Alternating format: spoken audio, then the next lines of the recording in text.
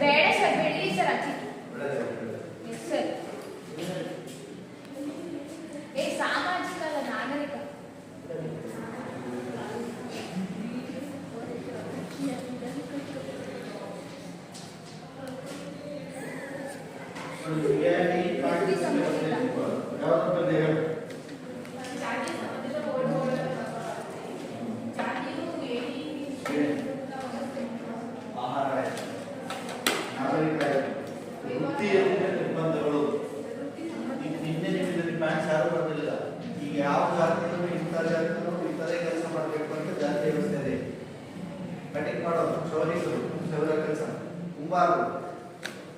ಮಡಕೆ ಮಾಡೋದು ಸೊಗಸು ಬಟ್ಟೆ ತೊಳೆಯೋದು ಅದೇ ಕೆಲಸ. ಜಾತಿಗೂ ವೃತ್ತಿಗೂ ನೇರ ಸಂಬಂಧ ಇದೆ ಕ್ಯಾಸ್ಟ್ ಸಿಸ್ಟಮ್. ಹಾಗಾಗಿ ಈಗ ಒಬ್ಬ ಬ್ರಾಹ್ಮಣ ಆಗಿದ್ದಾನೆ, ಅವನು ಬಿಟ್ಟುಬಿಟ್ಟು ಚಪ್ಪಲಿಯಲ್ಲಿ ಇಡಂಗಿಲ್ಲ, ಅವನ್ನ ಹಾಕೊಂತಾರೆ ಬ್ರಾಹ್ಮಣನಾಗಿ ಬಿಟ್ಟುಬಿಟ್ಟು ನಡೆಸ್ತೀರ. ಹಂಗಾಗಿ ಜಾತಿ ವ್ಯವಸ್ಥೆಯಲ್ಲಿ ಜಾತಿ ಯಾವ ಜಾತಿಯಲ್ಲಿ ಏನೇನು ಕೆಲಸ ಮಾಡ್ಬೇಕಂತ ಅದು ಪರ್ಟಿಕ್ಯುಲರ್ ಟ್ರೆಡಿಷನಲ್ ಇದೆ, ಅದಕ್ಕೆ ನಿರ್ಬಂಧ ಅಂತ. ಒಬ್ಬ ಪಾಪ ಬ್ರಾಹ್ಮಣ ಬಡವ ಇರ್ತಾನೆ, ಹೊಟ್ಟೆ ಉಳ್ಬಿಟ್ಟ ಇರಲ್ಲ, ಜನರ ಹಾಕೊಂಡೇ ಜೀವನ ಮಾಡ್ಬೇಕಂದ್ರೆ ಕಷ್ಟ. ಪಾಪ ನಾನು ಏನು ಕೆಲಸ ಮಾಡ್ತೀನಿ, ಬಿಟ್ಕೊಂಡು ಇರ್ತೀನಿ, ಒಂದು ಯಾವುದೋ ಚಟ್ಟೆಯಲ್ಲಿ ಇಡ್ತೀನಿ ಅಂದ್ರೆ ಅವನ ಜಾತಿಯಲ್ಲಿ ಅದಕ್ಕೆ ಬಿಡೋದಿಲ್ಲ, ಬ್ರಾಹ್ಮಣನಾಗಿ ಕೆಲಸ ಮಾಡ್ತೀನಿ ಅಂತ ಅವ್ನು ಮಾಡ್ಕೊಳ್ತಾರೆ. ಸೊ ಈ ರೀತಿ ವೃತ್ತಿ ಮೇಲೆ ನಿರ್ಬಂಧಗಳಿದ್ದಾವೆ ಜಾತಿಯಲ್ಲಿ, ಅಪಾಯಿಂಟ್ಮೆಂಟ್ ಇದೆ. ನೆಕ್ಸ್ಟ್ ಇಬ್ಬರು ವೈವಾಹಿಕ ನಿರ್ಬಂಧಗಳಿದೆಯಾ? ಇಷ್ಟ ಆಯ್ತು. ಏಳನೇ ಜಾತಿ ಪಂಚಾಯತ್ 5 ಬುಕ್ಸಲ್ಲಿಂದಲ್ಲ ಜಾತಿ ಪಂಚಾಯತ್ ಹಳೆ ಬುಕ್ಸ್ ಯಾರು ಕ್ಯಾಸ್ಟ್ ಅಂದ ತಕ್ಷಣ ಜಾತಿ ಪಂಚಾಯತ್. ಎಲ್ಲ ಜಾತಿಗಳಿಗೆ ಜಾತಿ ಪಂಚಾಯತ್ ಐತೆ ಇಲ್ಲ. ನಿಮ್ಮ ಊರಲ್ಲಿ ನಿಮ್ಮ ಜಾತಿಯ ಒಂದು ಪಂಚಾಯತ್ ಇರ್ತೈತಿ. ಆ ಜಾತಿ ಪಂಚಾಯತ್ 5 ಜನ ಹಿರಿಯರಿರ್ತಾರೆ. ಹೌದಾ? ಅವ್ರು ಏನ್ ಮಾಡ್ತಾರೆ, ಊರ್ ಪಂಚಾಯತ್ ಯಾರೋ ಹುಡುಗಿ ಹೊಡಬಹುದು, ಯಾರೋ ಹುಡುಗ ಕರ್ಕೊಂಡು ಬೇರೆ ಯಾರು ಕ್ಯಾಸ್ಟ್ ಬಂದು ಅವಾಗ ಏನ್ ಮಾಡ್ತಾರೆ, ಅವರು ರಾಜ್ಯ ಪಂಚಾಯತಿ ಮಾಡ್ತಾರೆ. ಇದನ್ನ ಜಾತಿ ಪಂಚಾಯತಿ. ಗ್ರಾಮ ಪಂಚಾಯತಿ ಬೇರೆ, ಜಾತಿ ಪಂಚಾಯತಿ ಜಾತಿ ಒಳಗೆ ಇನ್ನೊಂದು ಪಾಯಿಂಟ್ ಸೇರಿಸಬೇಕು. ಜಾತಿ ಪಂಚಾಯತ್. ಸೊ ಜಾತಿ ಪಂಚಾಯತ್ ಇದು ಸೂಕ್ಷ್ಮ ಹೇಳ್ತೀನಿ, ಬಹಳ ಸಿಂಪಲ್ ಆಗಿ ನೀವು ಒಂದು ಕ್ಯೂ ಕೊಡ್ತೀನಿ ನಿಮಗೆ, ಪಾಯಿಂಟ್ಸ್ ನೆನಪು ಮಾಡಿ ಇದಕ್ಕೆ ಸಣ್ಣದಾದ ಒಂದೇ ಒಂದು ಸೆಂಟೆನ್ಸ್ ಸೇರಿಸಿ ನೀವು ಕೆಳಗಡೆ ಒಂದು 2 ಲೈನ್ ಏನ್ ಬರೀತೀವಿ, ನಾವು ಅಷ್ಟೇ ಹೆಚ್ಚಿಗೆ ನೋಡಕ್ ಹೋಗೋಣ. ಪಾಯಿಂಟ್ಸ್ ನೋಡ್ತಾ ಹೋದ್ವಿ, ಒಳಗಡೆ 2-3 ಲೈನ್ ಏನೇನು ಬರೋದು ಕೂಡ ಪೂರಕ ಸ್ವಲ್ಪ ಟಚಿದ್ರೆ ಸಾಕು ಮಾರ್ಕ್ಸ್ ಸಿಗುತ್ತೆ. ನೋಡಿ, ಸಮಾಜದ ಮೂಡುಗೋಳದ ಯಾಕೆ ಹೇಳ್ತೀವಿ ಅಂದ್ರೆ, ಒಂದೊಂದು ಜಾತಿ ಕುಂಬಾರ ಇದೊಂದು ಸಮಾಜದ ಭಾಗ, ಅಗಸರು ಇದೊಂದು ಸಮಾಜದ ಭಾಗ, ಲಿಂಗಾಯತರು ಇದೊಂದು ಸಮಾಜದ ಭಾಗ, ಬೌದ್ಧರು ಧರ್ಮ ಬೇಡ ಹೇಳಿದ್ವಿ ಯಾವ ಜಾತಿ, ನಾಯಕರು ಇದೊಂದು ಸಮಾಜ, ಗೊಲ್ಲರು ಇದೊಂದು ಸಮಾಜ. ನೋಡಿ, ಇವೆಲ್ಲ ಒಂದೊಂದು ಭಾಗ, ಇದಕ್ಕೆ ಓಡು ಅಂತ ಹೇಳೋದು. ಇವೆಲ್ಲ ಸೇರಿ ಭಾರತೀಯ ಸಮಾಜ ಅಷ್ಟೇ. ಪ್ರತಿಯೊಂದು ಭಾರತದಲ್ಲಿ ಜಾತಿಗಳು ಒಂದೊಂದು ಓಡು ಭಾಗ ಆಗಿದೆ. ಅವೆಲ್ಲ ಓಡು ಭಾಗಗಳಾಗಿ ಭಾರತೀಯ ಸಮಾಜ. 4,000 ಜಾತಿಗಳು ಭಾರತವನ್ನ ಡಿವೈಡ್ ಮಾಡಿಲ್ಲ, ಆದ್ರೂ ನಮ್ಮ ಒಂದು ಭಾರತೀಯ ಸಮಾಜ ಅಂತಾರೆ. ಇದು 2 ಸೆಂಟೆನ್ಸ್ ಡಿವೈಡ್ ಬಂದ್ಬಿಟ್ಟು ಸರ್ ಸಿಂಪಲ್. ನೆಕ್ಸ್ಟ್ ನೋಡಿ, 7 ಶ್ರೇಣಿ ವ್ಯವಸ್ಥೆ ಅಂತ ಹೇಳ್ತೀವಿ. ಸಿಂಪಲ್ ಇದೆ. 7 ಶ್ರೇಣಿಗೆ ಏನೇ ಬರಬೇಕು, ಇದೊಂದು ಡಯಾಗ್ರಾಮ್ ಹಾಕ್ಬೇಕಷ್ಟೇ. ಯಾವುದು ಬ್ರಾಹ್ಮಣ, ಎರಡನೇದು ಕ್ಷತ್ರಿಯ, ವೈಶ್ಯ, ಶೂದ್ರ, ಪಂಚಮ. ಇದೊಂದು ನೆನಪಿದೆ. ಇಲ್ಲಿ ಏನ್ ಬರೀಬೇಕು, ಅತಿ ಶ್ರೇಷ್ಠ, ಮಧ್ಯಮ, ಕೆಳ, ಅತಿ ಕೆಳ. ಅತಿ ಶ್ರೇಷ್ಠ ಬೇರೆ ಬರ್ತದೆ, ಅತಿ ಕೆಳಗಡೆ. ಇಲ್ಲಿ ಪಂಚಮ ಅಂದ್ರೆ ಯಾರು?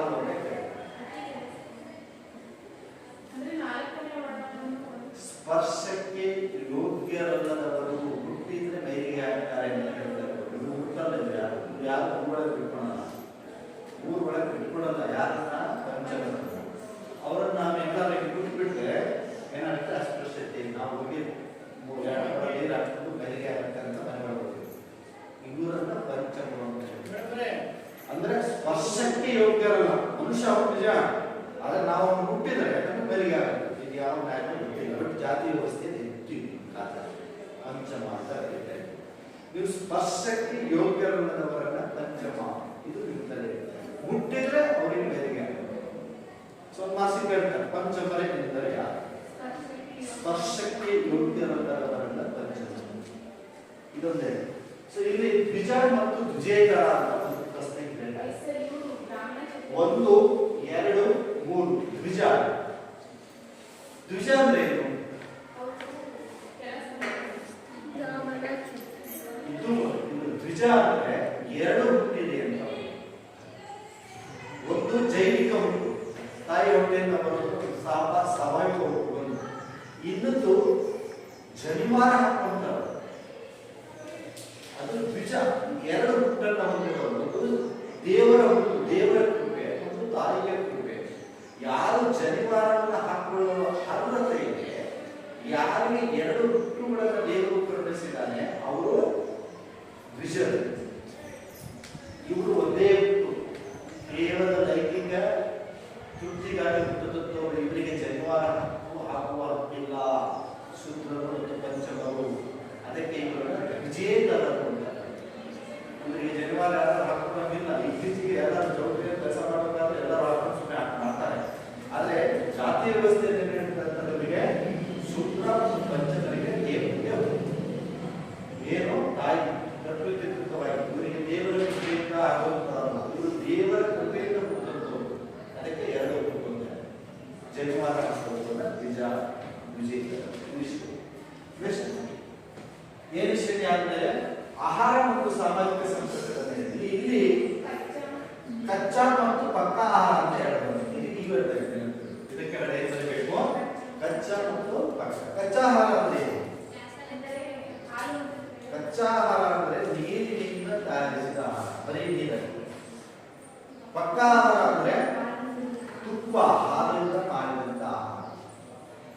ಕಚ್ಚಾ ಆಹಾರವನ್ನ ಯಾರು ಕೆಳಜಾತಿ, ಪಕ್ಕಾ ಆಹಾರವನ್ನು ಯಾರು ಮಾಡ್ತಾರೆ? ಮೇಲ್ಜಾತಿ. ಬ್ರಾಹ್ಮಣರು ಉತ್ತರ ಭಾರತದಲ್ಲಿ ಬ್ರಾಹ್ಮಣರು ಕೆಳಜಾತಿ ಮನೆಗೆ ಊಟ ಮಾಡ್ತಾರೆ. ಕೆಳಜಾತಿ ಮನೆಯಲ್ಲಿ ಹೇಗೆ ಊಟ ಮಾಡ್ತಾರೆ ಅಂದ್ರೆ ಒಳಗಡೆ ಬರ್ತಾರೆ ಇದು ಗೊತ್ತಿಲ್ಲ. ಸೊ ಅಂದ್ರೆ ಜಾತಿಯಲ್ಲಿ ಯಾರ ಮನೆಗೆ ಯಾರು ಮನೆ ಊಟ ಮಾಡಬೇಕು ಮಾಡಬಾರ್ದು ಅಂತ ನಿರ್ಬಂಧಗಳಿಲ್ಲ. ಎಲ್ಲರೂ ಮನೆ ಊಟ ಮಾಡಲ್ಲ. ಎಲ್ಲರೂ ಮನೆಗೆ ಮನೆ ಒಳಗೆ ಬಿಟ್ಕೊಡಲ್ಲ. ಅಡಿಗೆ ಮನೆಗೆ ಬೇರೆ ಬಿಟ್ಕೊಡ್ತಾರೆ. ಅವ್ರನ್ನ ಬೇರೆಯವ್ರನ್ನ ಹೊರಗಡೆ ಕೂರಿಸ್ತಾರೆ. ಇವೆಲ್ಲ ನಿರ್ಬಂಧಗಳಿದ್ದಾವೆ. ಮಾಂಸಾಹಾರ ತಿನ್ನಬೇಕು ಯಾರು, ಸಸ್ಯಾಹಾರಿಗಳು ಯಾರು, ಸೊ ದೇವರ ಪ್ರಸಾದವನ್ನ ಯಾರು ಪಡ್ಕೋಬೇಕು, ದೇವಸ್ಥಾನದ ಒಳಗಡೆ ಯಾರು ಹೋಗ್ಬೇಕು, ದೇವಸ್ಥಾನದ ಗರ್ಭಗುಡಿ ಒಳಗಡೆ ಯಾರು ಹೋಗ್ಬೇಕು ಅಂತ ಜಾತಿ ಬಹಳಷ್ಟು ನಿರ್ಬಂಧಗಳಿದ್ದಾವೆ. ನಿಮ್ಮ ಕೆಳಗಡೆ ಬಂದಿರ್ತೀವಿ ನಾಗರಿಕ ಧಾರ್ಮಿಕ ಅನರ್ಹತೆ. ನಮ್ಮ ಜಾತಿ ಒಳಗೆ ಎಲ್ಲರಿಗೂ ಸಮಾನತೆ ಇಲ್ಲ. ನೀವು ಹೆಣ್ಮಕ್ಳಿಗೆ ದೇವಸ್ಥಾನದ ಒಳಗಡೆ ಬಿಡ್ತಾರ? ಗರ್ಭಗುಡಿಗಳಿಗೆ ಯಾವ ದೇವಸ್ಥಾನದ ಗರ್ಭಗುಡಿಗಳು ಯಾವ ಜಾತಿಯಲ್ಲೂ ಬಿಡಲ್ಲ. ಹೊರಗಡೆಯಿಂದ ಕೈ ಮುಗಿತೀರಿ, ಗರ್ಭಗುಡಿ ಅಂತ ಇರ್ತೈತೆ ದೇವರು, ಅಲ್ಲಿ ಬಿಡಲ್ಲ. ಕೆಳಜಾತಿಯ ದೇವಸ್ಥಾನಗಳಲ್ಲಿ ಮೇಲ್ಜಾತಿಯವರು ಯಾರು ಬೇಕಾದ್ರೂ ಒಳಗಡೆ ಬರ್ತಾರೆ ನೋಡಿ. ಅದೇ ಮೇಲ್ಜಾತಿಯವರ ದೇವಸ್ಥಾನದಲ್ಲಿ ಕೆಳಜಾತಿಯವರು ಒಳಗಡೆ ಯಾರನ್ನೂ ಬಿಟ್ಕೊಡಲ್ಲ. ಅಂದ್ರೆ ಯಾವುದೇ ಒಂದು ಜಾತಿ ಒಳಗೆ ಸೊ ನಿಮಗೆ ಕೆಳಜಾತಿ ಅನ್ನೋ ಕಾರಣಕ್ಕೆ ಕೆಲವೊಂದು ನಿರ್ಬಂಧಗಳನ್ನು ಹಾಕಿದ್ದೀವಿ. ನಮ್ಮ ಕೆರೆಗೆ, ನಮ್ಮ ಬಾವಿಗೆ, ನಮ್ಮ ದೇವಸ್ಥಾನಕ್ಕೆ ನಿಮಗೆ ಪ್ರವೇಶವಿಲ್ಲ. ಅದಕ್ಕೆ ಕೇರಳದಲ್ಲಿ ಟಿಯಾನ್ ಮತ್ತು ಪುಲಿಯಾನ್ ಅಂತ ಜಾತಿ ಟಿಯಾನ್ ಜಾತಿಯವರು ಗರ್ಭಗುಡಿಯಿಂದ 36 ಹೆಜ್ಜೆ ದೂರ ನಿಂತ್ಕೊಂಡು ಕೈ ಮುಗಿಬೇಕು. ಪುಲಿಯಾನ್ ಜಾತಿಯನ್ನು 96 ಹೆಜ್ಜೆ ದೂರ ನಿಂತ್ಕೊಂಡು ಕೈ ಮುಗಿಬೇಕು. ಸೊ ಈ ತರ ಜಾತಿಯಲ್ಲಿ ನಿರ್ಬಂಧಗಳಿದ್ದಾವೆ. ಮೇಲ್ಜಾತಿ ಹೆಣ್ಮಕ್ಳು ಹಿಂದಿನ ಕಾಲದಲ್ಲಿ ಮೇಲ್ಜಾತಿ ಹೆಣ್ಮಕ್ಳು ಮಾತ್ರ ಮೈ ತುಂಬ ಬಟ್ಟೆ ಹಾಕೊಂಡು ಉಡೆ ಹಾಕೊಂಡು, ಕೆಳಜಾತಿಯವರು ಬಂಗಾರ ಉಡೆ ಹಾಕೊಂಡಂಗಿರ್ಲಿಲ್ಲ. ಅವಾಗ ರೇಷ್ಮೆ ಸೀರೆ ಉಡಂಗಿರ್ಲಿಲ್ಲ.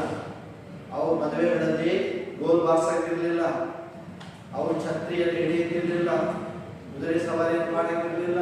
ಇವೆಲ್ಲ ನಿರ್ಬಂಧಗಳಿವೆ. ಇವೆಲ್ಲವನ್ನ ಜಾತಿಗಳಿಗೆ ಹೆಣ್ಮಕ್ಕಳಿಗೆ ನಿರ್ಬಂಧಗಳಿತ್ತು, ಜಾತಿಗಳಿಗೆ ನಿರ್ಬಂಧಗಳಿತ್ತು, ಸಾಮಾಜಿಕ ದೌರ್ಬಲ್ಯಗಳಿತ್ತು, ಧಾರ್ಮಿಕ ಕ್ಷೇತ್ರಗಳಿಗೆ ಭೇಟಿ ಕೊಡೋದಿರಲಿಲ್ಲ, ಒಳಗಡೆ ಪ್ರವೇಶ ಇರಲಿಲ್ಲ. ಈ ಒಂದಿಷ್ಟು ಅಂಶಗಳನ್ನು ಇದಕ್ಕೆ ಹೇಳಿದ್ದೀವಿ.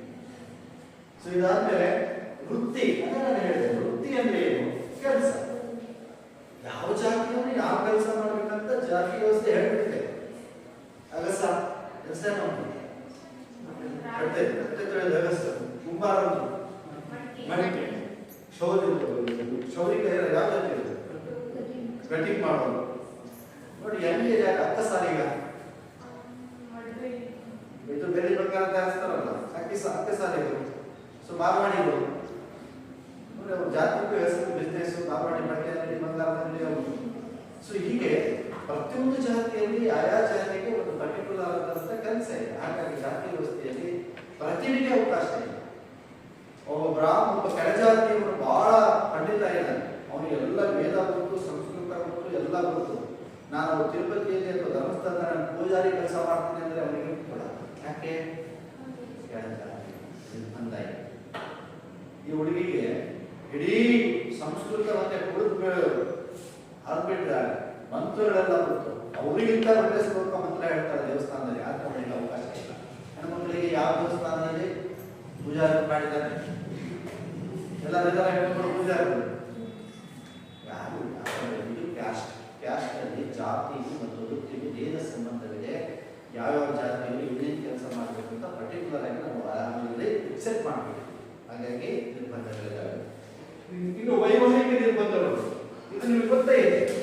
ಈ ಜಾತಿಗೂ ವೈವಾಹಿಕ ನೇರ ಸಂಬಂಧ. ಯಾವ ಜಾತಿಯವರೇ ಆಗಲಿ ಇತ್ತೀಚೆಗೆ ಕೆಳ ಜಾತಿಯವರಿಗೆ ಮೇಲ್ಜಾತಿಯಲ್ಲಿ ಯಾವ ಜವಾಬ್ದಾರಿ ಇದೆ? ಬೇರೆ ಜಾತಿಯವರ ಮದುವೆ ಒಪ್ಕೊಂಡಾರ ಕಾಲದಲ್ಲಿ ಮನೆ ಮಠ ಎಲ್ಲ ಬಿಟ್ಟು ಒಡೆ ಹೋಗಿ ಏನೇನೋ ಆಗಿ ಆ ಕೊಲೆಗಳಾಗಿ ಆ ತಂದೆನೇ ಮಗಳನ್ನು ಕೊಂದಿರೋ ಘಟನೆಗಳು ಟಿವಿ ನಾವೆಷ್ಟೋ ನೋಡಿದ್ವಿ. ನಮ್ಮ ದೇಶದ ವ್ಯವಸ್ಥೆಯಲ್ಲಿ ಒಳ ಬಾಂಧವ್ಯ ಅಂದ್ರೆ ತಮ್ಮ ಜಾತಿಗಳಿಗೆ ಮದುವೆ ಆಗಬೇಕು ಅಲ್ಲೊಂದು ಆ ಕ್ವಶನ್ ಇದೆ ಆಪ್ಷನ್.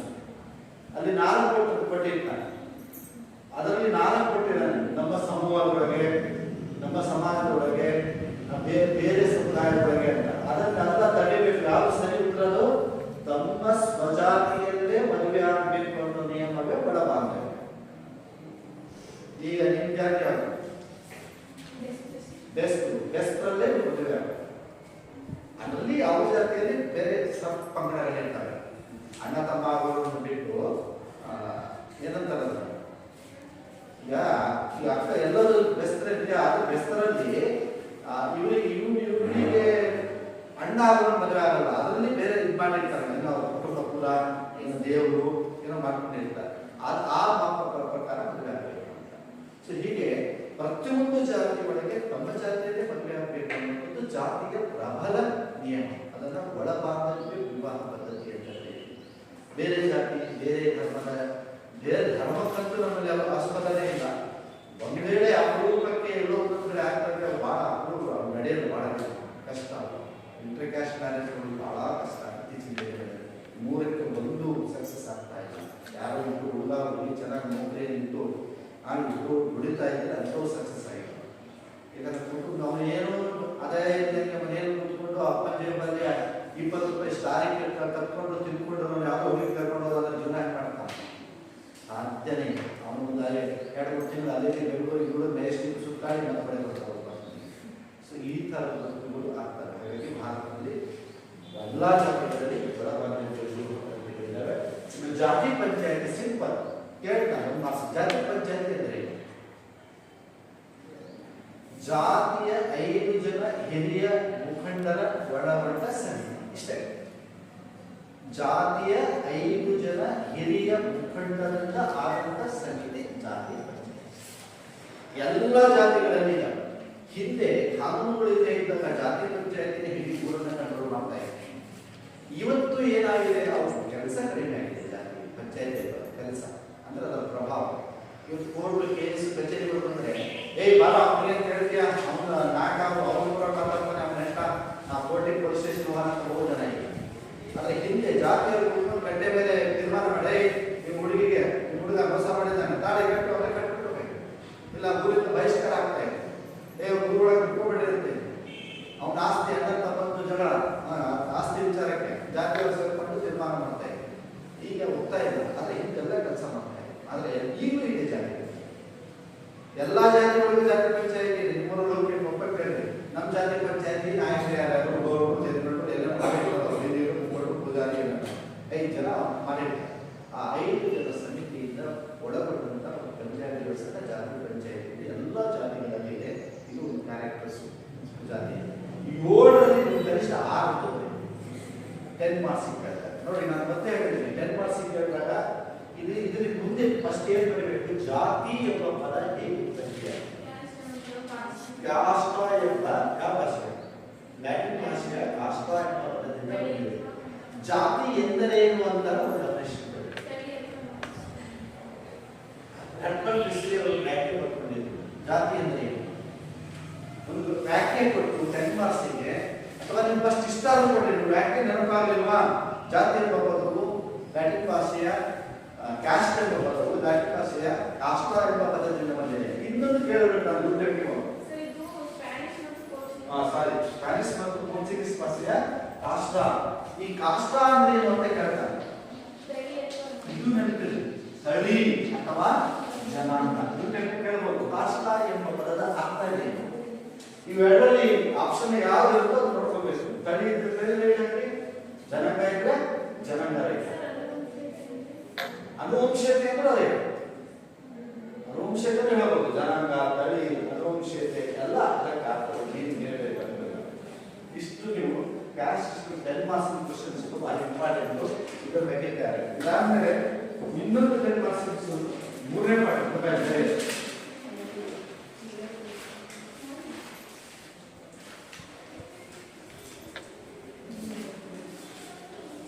ಲಕ್ಷಣಗಳಲ್ಲಿ ಎರಡು ಹೇಳ್ತೀನಿ. ಎರಡು ಅವಿಭಕ್ತ ಕುಟುಂಬದ ಲಕ್ಷಣಗಳು. ಕೃಷ್ಣ ಪಾಠ 4ನೇ ಪಾಠ.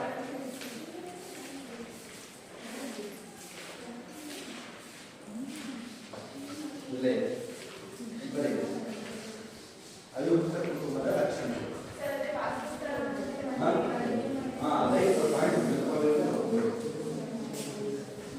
ಅವಿಭಕ್ತ ಕುಟುಂಬ ಅಂದ್ರೆ ಏನು? ಡಾಕ್ಟರ್ ವಿವಾಹಕರ ಒಂದು ವ್ಯಾಖ್ಯೆ ಬರೆಯಬೇಕು. ಬೋರ್ಡ್ ಕ್ಯಾರೆಕ್ಟರ್ಸ್ ಬರೆಯಬೇಕು. ಒಂದೇ ಮನೆಯಲ್ಲಿ ವಾಸಿಸುತ್ತಾ, ಒಂದೇ ಅಡಿಗೆ ಮನೆಯಲ್ಲಿ ಆಹಾರ ತಯಾರಿಸುತ್ತಾ, ಆಸ್ತಿಗಳ ಮೇಲೆ ಸಮಾನ ಅಧಿಕಾರ ಹೊಂದಿರುವ ರಕ್ತ ಸಂಬಂಧಿಗಳ ಒಂದು ಕುಟುಂಬವನ್ನು ಅವಿಭಕ್ತ ಕುಟುಂಬ. ಎಲ್ಲ ಜಾಯಿಂಟ್ ಫ್ಯಾಮಿಲಿ, ದೊಡ್ಡ ಫ್ಯಾಮಿಲಿ ಅಂತ ಮಾಡ್ತಾರೆ. ಅವಿಭಕ್ತ ಕುಟುಂಬ ಅಂದ ತಕ್ಷಣ ಡಿವೈಡ್ ಆಗಿರೋ ಫ್ಯಾಮಿಲಿ. ಅಜ್ಜ, ಅಜ್ಜಿ, ಮಕ್ಕಳು, ಮೊಮ್ಮಕ್ಕಳು ಎಲ್ಲರೂ ಒಟ್ಟಿಗೆ ವಾಸಿಸುವಂತ ಕುಟುಂಬ. ಇಷ್ಟವರೆಗೂ ಮಾರ್ಸಿದೆ. ಸಾಮಾನ್ಯ ಮನೆ ಅಂತ, ಸಾಮಾನ್ಯ ವಾಸ, ಪೀಳಿಗೆಗಳ ಸಮಾವೇಶ. ಮುಂದೆ ಬರಲಿ ಕ್ಯಾರೆಕ್ಟರ್ಸ್ ಇದೆಲ್ಲಾಗೆ ಬರಬೇಕು ಅಂತ ಏನಿಲ್ಲ. ನೆನಪಾದ ಬರೀ ಹಿಂದೆ ಮುಂದೆ ಆಡಬೇಕು, ಹಿಂಗೆ ಬರಬೇಕು ಅಂತ ಏನಿಲ್ಲ.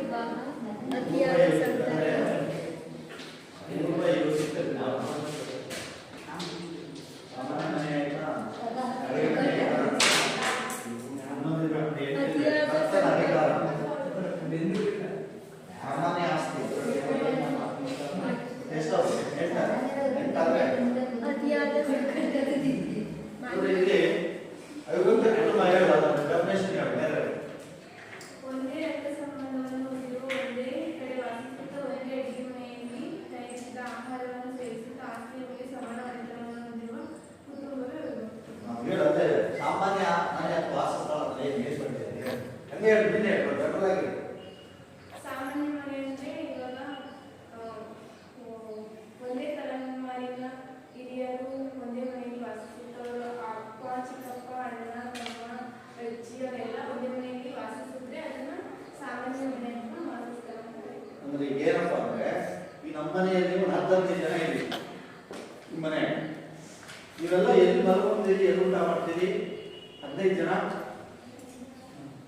ಒಂದೇ ಮನೆಯೊಳಗೆ ಜನ 50 ಜನ ಇದ್ದಾರೆ. ಜಾಯಿಂಟ್ ಫ್ಯಾಮಿಲಿ ಅಂದ್ರೆ ದೊಡ್ಡ ಫ್ಯಾಮಿಲಿ 50 ಕುಟುಂಬ ಮಾತ್ರ. ಈ ಇತ್ತೀಚಿನ ಕುಟುಂಬಗಳಲ್ಲಿ 50 ಜನ ಇದ್ರೆ ಏನ್ ಮಾಡೋದು? ಅಲ್ಲಿ ಕೂಡ ಜಾಗ ಅಂತ 50 ಜನಕ್ಕೆ ಅವಾಗ ಏನ್ ಮಾಡ್ತಾರೆ, ಹೊರಗಡೆ ಒಂದು 4 ಜನ, ಇದು ಮನೆ 1 ಜನ, ತೋಟದಲ್ಲಿ ಒಂದು 4 ಜನ, ಹಿಂದೆ ಬೇರೆ ಕಡೆ ಹೋಗಿ ಹೋಗ್ತಾರೆ.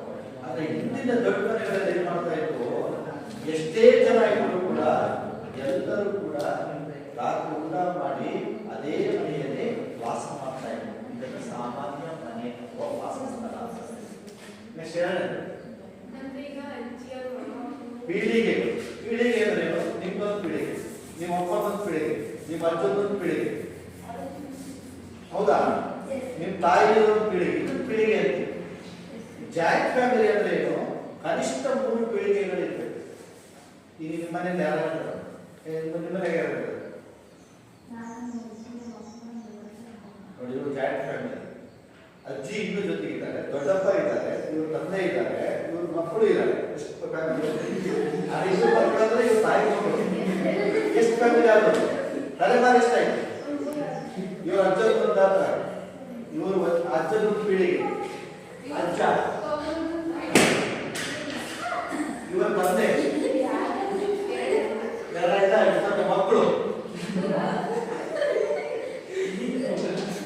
ನೋಡಿ, ನಿಮ್ಮ ದೊಡ್ಡಪ್ಪಕ್ಕೆ ಮಕ್ಕಳಿದಾವ? ಆಗಿಲ್ಲ. ನೋಡಿ, ಕನಿಷ್ಠ 3 ಪೀಳಿಗೆ ಆಯ್ತೀಗ. ಇವ್ರು ದೊಡ್ಡಪ್ಪಕ್ಕೆ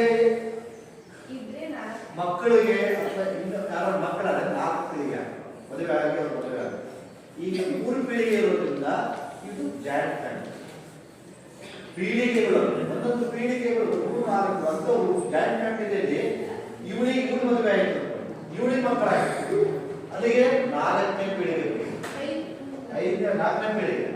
ಹೀಗೆ ಇದು ಜಾಯಿಂಟ್ ಫ್ಯಾಮಿಲಿ. ಒಂದಕ್ಕಿಂತ ಹೆಚ್ಚು ಪೀಳಿಗೆಗಳು ಇರುವಂತ ಕುಟುಂಬವೇ ಜಾಯಿಂಟ್ ಫ್ಯಾಮಿಲಿ. ಪೀಳಿಗೆಗಳ ಸಮಾವೇಶ. ನೆಕ್ಸ್ಟ್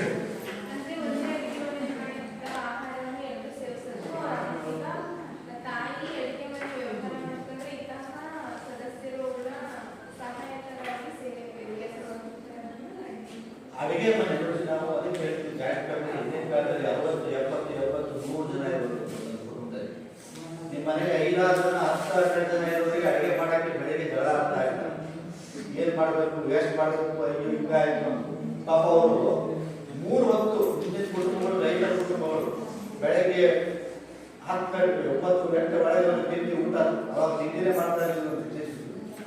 ರೊಟ್ಟಿ ಮುದ್ದೆ ಮಾಡಿ ಬೆಳಗ್ಗೆ ಕೊಡ್ಬೇಕು, ಹೊರ ಕೆಲಸಕ್ಕೆ ಹೋಗೋದು.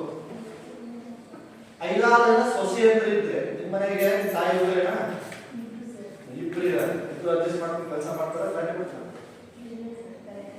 ಅಡಿಗೆ ಮಾಡೋದ್ರಲ್ಲಿ, ಬಟ್ಟೆ ಬಿಡೋದ್ರಲ್ಲಿ, ಕೆಲಸ ಮಾಡೋದ್ರಲ್ಲಿ ಸ್ವಲ್ಪ ಮೊದಲು ಹಾಗೆ ಆಗಿರ್ತಾರೆ. ಪಾತ್ರೆ ತೊಳಿಬೇಕು, ನೆಲ ಒರೆಸ್ಬೇಕು, ದೇವ್ರ ಪೂಜೆ ಮಾಡಬೇಕು, 2 ದಿನ ನಾನೇ ಮಾಡ್ಬೇಕಾ ಅಂಥದ್ರಲ್ಲಿ 4, 5, 6 ಜನ ಸೊಸೆಯಂದ್ರೆ ಇದ್ರೆ ಒಂದು ಮನೆಯಲ್ಲಿ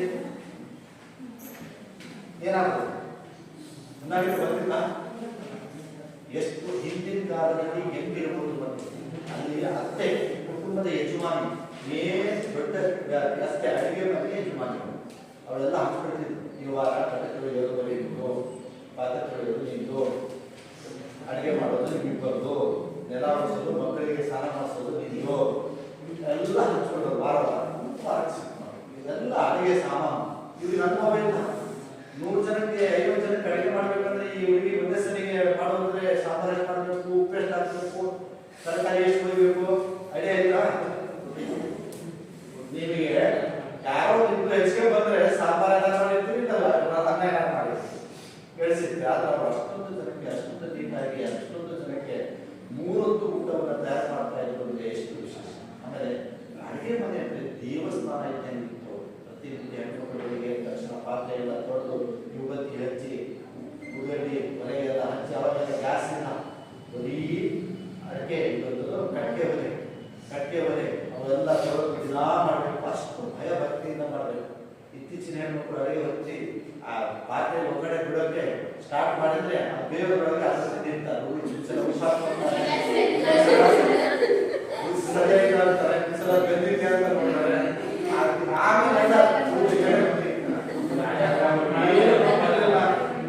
ಕೊನೆಗೆ ಎಲ್ಲ ಆದ್ಮೇಲೆ ದೇವರಿಗೆ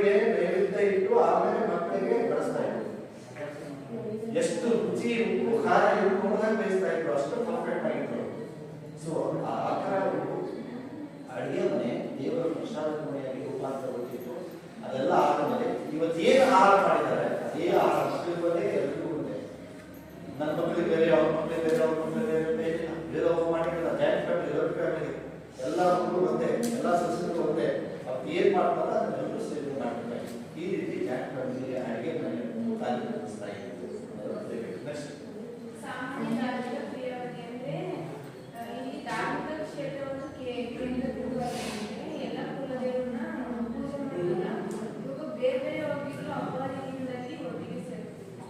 ಮನೆ ಕೆಲವು ಮನೆಗಳಲ್ಲಿ ಏನ್ ಮಾಡ್ತಾರೆ, ಹಬ್ಬ ಬರ್ತಂದ್ರೆ ಅಮ್ಮ ಒಬ್ಬರೇ ಎದ್ದು ಮಾಡ್ತಾ ಇರ್ತಾರೆ ಅವ್ರ ಕೆಲಸ.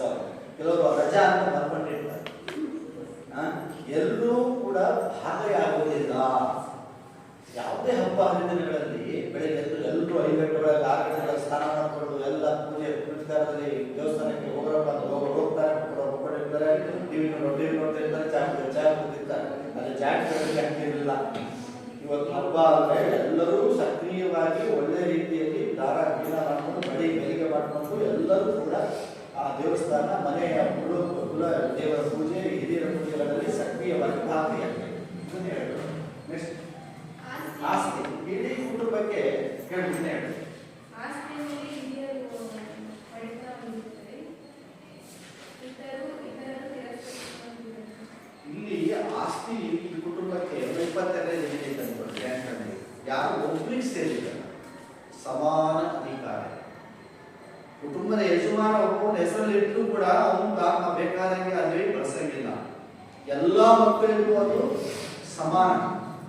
ಅದಕ್ಕೆ ಸಹಕಾರ ಕೂಡು ಬಂಡವಾಳ ಸಂಸ್ಥೆಗೆ ಹೋಲಿಸಿ ನಾವು ಜಾಯಿಂಟ್ ಫ್ಯಾಮಿಲಿ ಹೇಳ್ಬೋದು. ತುಂಬಾ ಸಿಗುತ್ತೆ.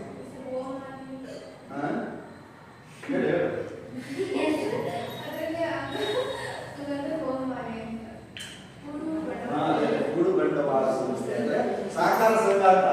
ಅದರಲ್ಲಿ ಎಲ್ಲ ಶೇರ್ ಹೋಲ್ಡರ್ ಇರ್ತಾರೆ ಅಂತ, ಅದರಲ್ಲಿ ಎಲ್ಲರೂ ಅಧಿಕಾರ ಇರ್ತಾರೆ. ಯಾರು ಒಬ್ಬರಿಗೆ ಅಧಿಕಾರ ಇರೋದಿಲ್ಲ. ಕಂತ ಇದು ಬಹಳ ವಿಶೇಷ. ಅವಿಭಕ್ತ ಕುಟುಂಬದ ಯಜಮಾನನ ಕಂತ ಅಂತ ಕರೀತಾರೆ. ಕಂತ ಎಂದರೆ ಯಾರು? ಯಜಮಾನ. ಇವನೇ ವಿಶೇಷ ಅಧಿಕಾರ. ಆ ಕುಟುಂಬದಲ್ಲಿ ಏನೇ ತೀರ್ಮಾನ ತೆಗೆದುಕೊಂಡ್ರು ಯಜಮಾನ. ಅವನು ಹೇಳಿದ್ದೇ ಅಂತಿಮ, ಅವನು ಹೇಳಿದ್ದೇ ಕೊನೆ. ಸೊ ಅದಕ್ಕೆ ಪರಿಪೂರ್ಣತೆ, ಸ್ವಯಂ ಪರಿಪೂರ್ಣತೆ ಈ ಕುಟುಂಬಗಳು ಯಾರು ಗೌರವಿಸ್ಕೊಂಡಿರಲಿಲ್ಲ. ಅವರೆಲ್ಲ ದುಡ್ಕೊಂತಾ ಇದ್ರು, ತರಕಾರಿ ದುಡ್ತಾ ಇದ್ರು.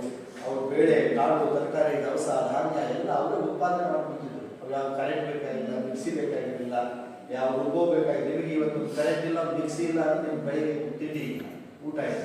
ಅದ್ರ ಹಿಂದಿನ ಕಾಲದ ಜನ ಕುಟುಂಬಗಳು ಒಂದು 15 ದಿನ 20 ದಿನ ಏನಿಲ್ಲದೆ ಇದ್ರು ಅವರು ಮನೆಯೊಳಗೆ ತಾವು ಉತ್ಪಾದನೆ ಮಾಡ್ಕೊಂಡು ತಾವು ಬದುಕ್ತಾ ಇದ್ರು. ಅದೆಲ್ಲ ಸ್ವಯಂ ಪರಿಪೂರ್ಣತೆ. ನೀನು ಒಬ್ಬ ಬದುಕಿದ್ರೆ ತಂದೆ ತಾಯಿ ಬಿಟ್ಟು ತಿಂಗಳು ಸಾಕು ಮನೆಗೆ ಆತ್ಮಹತ್ಯೆ. ಅದರ ಹಿಂದಿನ ಕಾಲದಲ್ಲಿ ಜಾಯಿಂಟ್ ಫ್ಯಾಮಿಲಿಯಲ್ಲಿ ದೊಡ್ಡ ಕುಟುಂಬ ಇತ್ತು. ಒಬ್ಬ ಗುಡಿಯಕ್ಕೆ ಹೋಗಲಿಲ್ಲ, ಒಬ್ಬ ಕುಳ್ಳ ಇದ್ದಾನೆ, ಕುಂಟ ಇದ್ದಾನೆ, ಒಬ್ಬ ವಿಲ್ವೆ ಇದ್ದಾಳೆ, ಆ ಕುಟುಂಬ ಸಾಕ್ತಾರೆ. ಈ ನಿಮ್ಮ ಮನೆಯಲ್ಲಿ ನಿಮ್ಮ ಅಪ್ಪ ಇದ್ದಾನೆ, ನಿಮ್ಮ ಅಪ್ಪ ದುಡಿತಾರೆ, ಏನಾದ್ರೆ ಕುಟುಂಬಕ್ಕೆ ಎಷ್ಟು ಕಷ್ಟ, ತಾಯಿಗೆ ಎಷ್ಟು ತೊಂದರೆ ಆಗ್ತದೆ. ಅದೇ ಕುಟುಂಬದಲ್ಲಿ ದೊಡ್ಡಪ್ಪ, ಚಿಕ್ಕಪ್ಪ, ಅಜ್ಜ, ಅಜ್ಜಿ ಎಲ್ಲ ಒಟ್ಟಿಗೆ ಇದ್ದಿದ್ರೆ ಅವ್ರಿಗೆ ಸಾಧ್ಯವಿಲ್ವಾ? ಇದು ಹಿನ್ನಡೆ. ಯಾರೇ ಒಬ್ಬ ದುಡಿಯೋದಕ್ಕೆ ಆರೋಗ್ಯ ಆಗಬೇಕು, ಏನೋ ಆಯಿತು, ಆದರೂ ಕೂಡ ಆ ಮಕ್ಕಳನ್ನ ಎಲ್ಲವನ್ನ ಸಾಕುವ ಬೆಳೆಯನ್ನ ಜಾಯಿಂಟ್ ಫ್ಯಾಮಿಲಿ ಕೊಡೋದಕ್ಕೆ ಸ್ವಯಂ ಪರಿಪೂರ್ಣ ಕುಟುಂಬ. ಇಲ್ಲಿ ಯಾರನ್ನೂ ಕೂಡ ಕೈ ಬಿಡಲ್ಲ. ಸೊ ಲಾಸ್ಟ್ ಪೂರ್ವ ಯೋಜಿತ ವಿವಾಹ ಜಾಯಿಂಟ್ ಫ್ಯಾಮಿಲಿ ಒಳಗೆ ಮದುವೆ ಇರೋದು ಇವನೇ ತೀರ್ಮಾನ ಮಾಡ್ತಿದ್ದ. ಕರ್ತ ನಾನ್ ನೋಡ್ಕೊಂಡ್ ಬಂದಿನಿ, ನಾನು ಮಾತು ಕೊಟ್ಟು ಬಂದಿನಿ, ಆ ಹುಡುಗ ನಮ್ಮಂತನಕ್ಕೆ ಸೂಟೇಬಲ್ ಆಗ್ತಾನೆ, ನಮ್ಗೆ ಅಡ್ಜಸ್ಟ್ ಆಗ್ತಾನೆ, ಹಾ ಸರಿ ಅವಳಿಗೆ ಮಾತು ಕೊಟ್ಟು ಮದುವೆ ರೆಡಿ ಆಗ. ಹುಡುಗ ನೋಡಿಲ್ಲ, ಹುಡುಗ ಹುಡುಗಿ ಮದುವೆ ಬೇರೆ, ಇತ್ತು ಅದು ಬೇರೆ. ಆದ್ರೆ ಅವ್ರು ತೀರ್ಮಾನ ಮಾಡಿದ್ದೆ, ನನ್ಗೆ ಇಷ್ಟ ಇಲ್ಲ ಅಂತ ಹೇಳಿಲ್ಲ. ಅದಕ್ಕೆ ಪೂರ್ವ ನಿರ್ಧಾರಿತ ಯಜಮಾನ ತಾನು ಎಲ್ಲಿ ನೋಡ್ಕೊಂಡು ಮಾತು ಕೊಟ್ಟು ಬರ್ತಾನ. ಅವ್ನು ಎಲ್ಲಾ ಎಲ್ಲ ಮೊಮ್ಮಕ್ಕಳ ಮಕ್ಕಳೆಲ್ಲ ಅವ್ನು ನಿಂತು ಮಾಡ್ತಾರೆ. ಎಲ್ಲರೂ ಒಂದೊಂದ್ಸತಿ 4-5 ಜನ ಮಕ್ಕಳು ಒಟ್ಟಿಗೆ ಇರ್ತಿದ್ದವರು. ಜಾಯಿಂಟ್ ಫ್ಯಾಮಿಲಿಯಲ್ಲಿ ಒಬ್ಬೊಬ್ಬರು ಮಾಡಕ್ಕಾಗಲ್ಲ, ಬಹಳ ಜನ ಇರ್ತಾರಲ್ಲ. 3-4 ಜನ ಮದುವೆ ಬಂದಾರೆ ಈಗ ಅಂತಂದ್ರೆ 3-4 ಜನಕ್ಕೆ ಸುತ್ತ ಹಾಕೊಂಡು ಎಲ್ಲ ಊರಲ್ಲಿ ತನ್ನ ಜಾತಿ, ತನ್ನ ಕುಲ, ತನ್ನ ಆರ್ಥಿಕ ಸ್ಟೇಟಸ್, ತನಗೆ ಸಂಬಂಧ ಚೆನ್ನಾಗಿರೋರು, ಆಮೇಲೆ ಅವರು ಹುಡುಗರು ಕೂಡ ಉಟ್ಕೊಳ್ಳೋದು, ಹುಡುಗಿಯನ್ನ ಅವರು ಕೂಡ ಎಲ್ಲ ನೋಡಿ ತೀರ್ಮಾನ ಮಾಡಿ ವಿಷಯ ಮಾಡಿ ಡೇಟ್ ಫಿಕ್ಸ್ ಮಾಡ್ತಿದ್ದ. ಇವರೇನಿಲ್ಲ ಮದುವೆಗೆಲ್ಲ ಹೋಗಿ ಹೊಡ್ಕೊಡೋದು ತಾಳಿ ಕಟ್ಸ್ಕೊಡೋದು ಅವ್ನು ಬಂದು ತಾಳಿ ಕಟ್ಟೋದು ಇವ್ರಿಗೆ ಇಷ್ಟ ಇಲ್ಲ ಇಲ್ಲ ನನ್ನಂಗಿಲ್ಲ ಆ ಥರ ಮದುವೆ ಜಾಯಿಂಟ್ ಫ್ಯಾಮಿಲಿ ನಡೀತಾ ಇದೆ. ಈಗಿನ ಕಾಲದಲ್ಲಿ ಆಗತ್ತ ಈಗಿನ ಕಾಲದಲ್ಲಿ ಆಗತ್ತ ಒಪ್ಕೊಳ್ತಾರ ನಾನು ಹುಡುಗಾನೆ ನೋಡಿಲ್ಲ ಅಂತಿರ್ಲಿ ಅವ್ರು ಹುಡುಗರು ನಾನು ಹುಡುಗಿನ ನೋಡಿಲ್ಲ ಮದುವೆ ಹೋಗ್ಬೇಕಂತ. ಸೊ ಈಗ ಬದಲಾಗಿದೆ ಅನಿವಾರ್ಯ. ಸೊ ನೀವು ಇಷ್ಟು ನೀವು 10 ಮಾರ್ಕ್ಸ್ ಸಿಗ್ತಾ ಇರ್ತಾರೆ ಇವೆರಡರಲ್ಲಿ ಒಂದು ಕ್ವಶನ್ ಇದ್ದೇ ಇರ್ತಿದೆ. ಲಕ್ಷಣಗಳು ಅಂತ ಬಂದು ಒಂದು ಜಾತಿ ಇರ್ತಿದ್ದೆ ಇಲ್ಲ ಇನ್ನೊಂದು ಅವಿಭಕ್ತ ಬರ್ತದೆ. ಸೊ ಇವೆರಡು ಕ್ವಶನ್ಸ್ ಅನ್ನ ನೀವು ಪಕ್ಕ ಆಗಬೇಕು. ನಾನು ಇವೆರಡನ್ನ ಸಪ್ರೇಟ್ ಮತ್ತೆ ಮುಂದಿನ ಲೀವ್ಗಳಲ್ಲಿ ಪಿಪಿಟಿಗಳನ್ನು ತರಿಸ್ತೀನಿ. ಪಿಪಿಟಿಗಳಿಗೂ ಇವೆರಡು ಒಂದೊಂದು ಇರ್ತೀವಿ. ಸೊ ಅದಕ್ಕೆ ರೆಡಿ ಆಗ್ತದೆ. ನೆಕ್ಸ್ಟ್ ನ್ಯೂ ಜಾಬ್ಗೆ ಹೇಳ್ಕೊಟ್ಟಿದ್ದೀನಿ 3 ಪಾಠ ನಾಳೆ 2 ಪಾಠ ಕೊಡ್ತೀನಿ. ಎಲ್ಲ ಕಡೆ ಜೆರಾಕ್ಸ್ ಇರಬೇಕು. ಎಲ್ಲ ಪಾಠ